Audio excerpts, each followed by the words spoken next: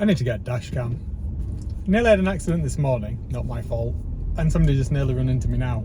Also, not my fault. Anyway, how you doing? Today I'm going to talk about things that I didn't think were going to happen. Just misconceptions, sorry, not misperceptions.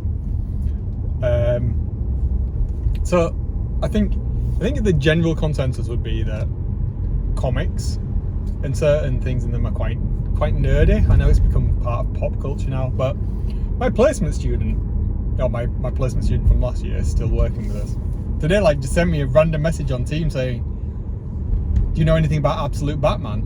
And I was stunned, literally stunned. I thought he'd Googled questions to ask nerds or used one of these newfangled AI gubbin things to kind of troll me.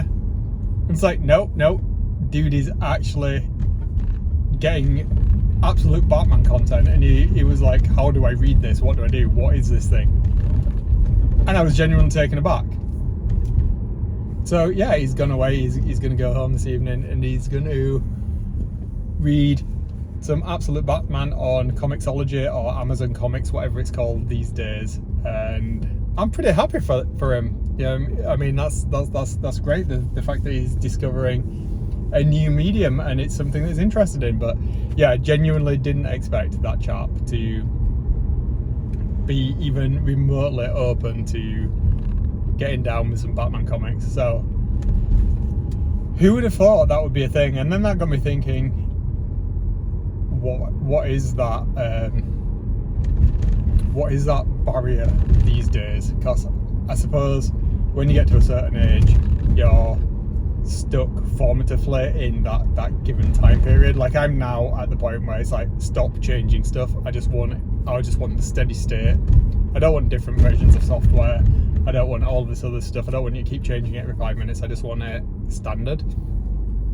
And I think my perception of the kind of people that are into certain things is stuck somewhere perhaps in the mid-90s. Certainly around my late teenage years at the latest is where I kind of think of things as classified almost as belonging to a certain archetype of person, like comics or video games are a prime example how they've become super normalized into everyday culture. Being a gamer now is a thing, whereas when being a gamer when I was younger was seen as, "Oh, he's a gamer," is a derogatory term. It's not something that you should be proud of as such. Whereas now we've got esports, we've got Minecraft, we've got the proliferation of people playing casual games on their mobiles. My wife sits there playing random games on her phone. Is she a gamer? What does that moniker actually encompass now? What does a superhero fan encompass? I've got my own opinions about that, and again, that is based on my biases and my prejudice. I don't think that you can be a fan of a superhero or the superhero genre if you only expose yourself to the cinematic universe for Marvel as an example. I appreciate this is wrong to say that you're a Transformers fan, yet you've only experienced the Michael Bay version of Transformers. I'm quite stuck in that mindset of, oh, well, it's not real Transformers. You're not a real fan unless you're reading the comics, unless you have 70 plus years of knowledge about Batman, then you're not a Batman fan. And this is a question for me to kind of reflect on myself. It's when did I become that person that I so vehemently, what's that word? I can't pronounce that. But I'm slowly becoming the person that I used to hate. I'm becoming a gatekeeper. Do I think that's wrong?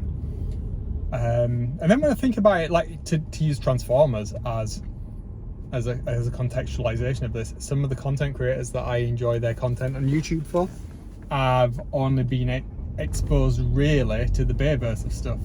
When people say, "Oh, I grew up with with the Michael Bay films. I mean, like, I'm like, wow, really? And then I remember when the first Transformers film came out, I was 27. But when I first fell in love with Transformers, I was 6. So, you know, there's a whole generation, perhaps even 2 generations now, whose Transformers are that Transformers. And am I gatekeeping by saying you're not a real fan if you don't have a thorough understanding of all Transformers lore from 1984 onwards, kind of thing? So yeah, that's just what I've been thinking about today.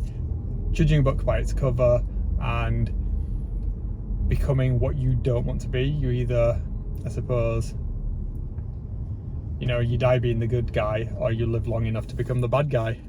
Kind of thought process going on there.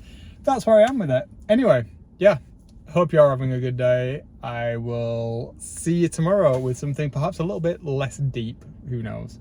Have a good one. See ya.